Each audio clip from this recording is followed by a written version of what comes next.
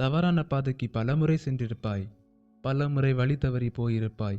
பல இடங்களில் விழுந்திருப்பாய். ஆனாலும் உன்னை தூக்கிவிட அங்கே அவர் இருந்திருப்பார். அவர் பெயர் இயேசு கிறிஸ்து. சரியான வழியில் செல்ல வழிகாட்டியிருப்பார். ஆனாலும் நீ அந்த அழுக்கான தவறான பாதையில் சென்றிருப்பாய். ஒரு மேய்ப்பன் வழி தப்பி போன ஆட்டுக்குட்டியை தேடுவது போல உன்னை தேவன் தேடி வந்தார். நீ தேடி போகவில்லை, அவர்தான் உன்னை தேடி வந்தார். நீ அவரை தெரிந்து கொள்ளவில்லை, அவர்தான் உன்னை தெரிந்து கொண்டார். உன்னை கண்டவர் சந்தோஷத்தில் உன்னை அணைத்து அவருடைய அன்பை காட்டியிருப்பார். அந்த அன்பின் மிகப்பெரிய அளவை சிலுவையில் கண்டிருப்பாய். அவர் உன்னை உயர்த்த தன்னை தாழ்த்தியவர். பரலோக மகிமையில் வாழ்ந்து கொண்டிருந்தவர் பூமியில் உனக்காக உன்னை உயர்த்த வந்தார். உன் மனம் இன்னும் மாறவில்லை.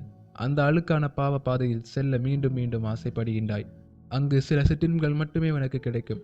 அது சிறிது நேரத்துக்குத்தான். ஆனால் தேவனுடைய அன்பு அது குறையாதது, முடிவில்லாதது, ஈடு இணையில்லாதது. அந்த அன்புதான் உன்னை காத்தது. அந்த அன்புதான் உன்னை தூக்கியது. அந்த அன்பால் தான் உன் இதயம் நிற்காமல் துடிக்கின்றது.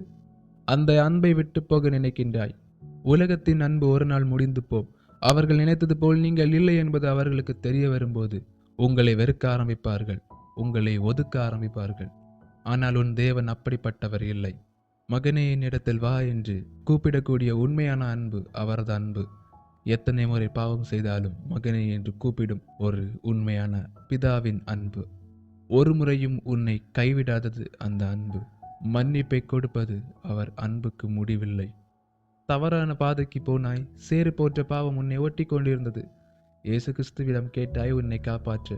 இயேசு கிறிஸ்துவின் இரத்தம் அந்த சேறு போன்ற பாவத்தை கழுவி கரை பிடித்திருந்த உன் இதயத்தை சுத்தமாக மாற்றினது.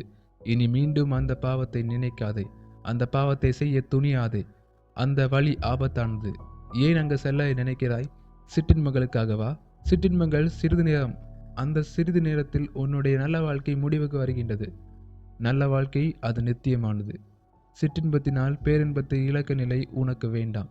சிற்றின்பம் பேரின்பத்தை இழக்க வைக்கும். கவனம், பின்னோக்கி பார்க்காதே. குற்ற உணர்ச்சி கண்டிப்பாக வரும். பாவம் செய்தால் குற்ற உணர்ச்சி வருவது சகஜம்தான். ஆனால் தேவனிடமிருந்து மன்னிப்பை பெற்றுக்கொண்ட பிறகு நீ அதை பற்றி யோசிக்க கூட வேண்டாம். ஏனென்றால் சாத்தான் குற்ற உணர்ச்சியை வைத்து தாக்குவான். இயேசு கிறிஸ்து நம்முடைய பாவங்களை யாவற்றையும் மறந்துவிட்டார். அதற்கு பின் யார் என்ன சொன்னால் என்ன, இயேசு கிறிஸ்து தான் மன்னித்து விட்டாரே. அதனால் குற்ற உணர்ச்சி வீணானது. பின்னோக்கி திரும்பி பார்க்க வேண்டாம். குற்ற உணர்ச்சிகளை தள்ளிவிட்டு முன்னோக்கி செல்லுங்கள். குறுக்கு வழியையும் தேர்ந்தெடுக்காதீர்கள். நேர்வழி கடினமானதுதான், ஆனால் குறுக்கு வழியை தேர்ந்தெடுக்காதீர்கள். நல்ல வழியில் குறுக்கு வழி என்பதே இல்லை. ஆனால் நீ நேர்வழியில் போகும்போது தேவன் உனக்கு உதவுவார். நீ அவரை முழுவதுமாக நம்பு. நம்பாமல் நேர்வழியில் செல்ல முடியாது. அவரை நம்பினால் மட்டுமே நேர்வழியில் செல்ல முடியும். அவரை நம்பினோரை அவர் கைவிட்டதில்லை. இந்த பயணமோ வெகு தூரம். கஷ்டங்கள் கொண்டது, துன்பங்கள் இருக்கும். ஆனாலும் நீ சந்தோஷமாக இருக்கலாம். இயேசு கிறிஸ்து சொன்னார், நானே வழி என்று. இயேசு கிறிஸ்து வாழ்ந்த வாழ்க்கைதான் அந்த வழி. நாம் அந்த வழியில் செல்ல வேண்டும். நாம் அவ்வாறு வாழும்போல்தான் நித்திய ஜீவனை பெற முடியும்.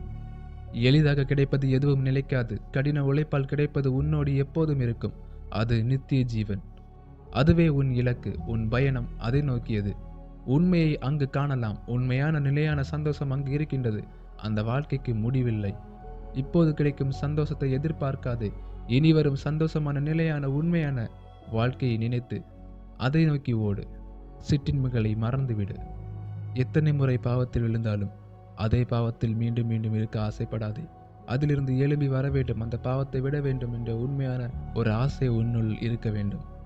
தேவன் மேல் நம்பிக்கையும் வைக்க வேண்டும். அப்போது இயேசு கிறிஸ்து உதவுவதை நீ கண்கூடாக பார்ப்பாய். சோர்ந்து போகும்போது தேற்றுதல் தரும் வார்த்தைகள் அவரிடமிருந்து உன் உள்ளத்தில் கேட்கும். எல்லாமே முடிஞ்சு போச்சுது, எதுவுமே இல்லை அப்படின்னு சொல்லும்போது, இல்லை இனிதான் ஆரம்பமே இருக்கு அப்படின்னு சொல்ற ஒரு ஆறுதலான வார்த்தையும் உனக்கு கேட்கும்.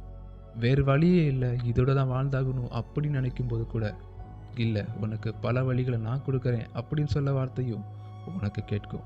வழியே இல்லாத ஒரு இடத்துல வழியை உருவாக்க வல்லவர் இயேசு கிறிஸ்து மட்டும்தான். பாவத்தை பலமுறை செஞ்சுட்டு திரும்ப திரும்ப அதே வாழ்க்கையில வாழ நினைச்சா அது ரொம்ப ஆபத்தா போய் முடியும். ஒரு அடிமைத்தன பாவத்திலிருந்து வெளியே வர்றது ரொம்பவே கஷ்டமான ஒரு விஷயம்தான். பல பேர் இதுக்கு அடிமையா இருப்பாங்க, பல விஷயங்களுக்கு அடிமையா இருப்பாங்க. ஆனா நம்மளால அது முடியாதுன்னு உள்ளது எல்லாருக்குமே தெரிஞ்ச விஷயம்தான். ஏன்னா அதுல அடிமை ஆகி இருக்கும். அப்படின்னா அந்த ஒரு பாவத்தை மேற்கொண்டு வருவதற்கு நாம முயற்சி பண்ணிக்கிட்டு தான் இருப்போம். ஆனா அந்த பாவத்திலே இருக்க நினைச்சிட்டோம் அப்படின்னா, நாம மொத்தமாட்டே நம்மளோட கதை முடிஞ்சு போச்சு அப்படி என்று அர்த்தம். ஆனா அந்த பாவத்திலிருந்து வெளியே வரணும்னு நாம ஆசைப்பட்டு, அதுக்கான முயற்சிகளை எடுத்துக்கொண்டு தேவனிடம் கேட்டுக்கொண்டு இருந்தோம் என்றால், ஒரு நாள் கண்டிப்பாக நாம் அந்த பாவத்தை விட்டு வெளிவர முடியும். ஏனென்றால் முயற்சி செய்தால் மட்டும்தான் தேவன் உனக்கு உதவுவார்.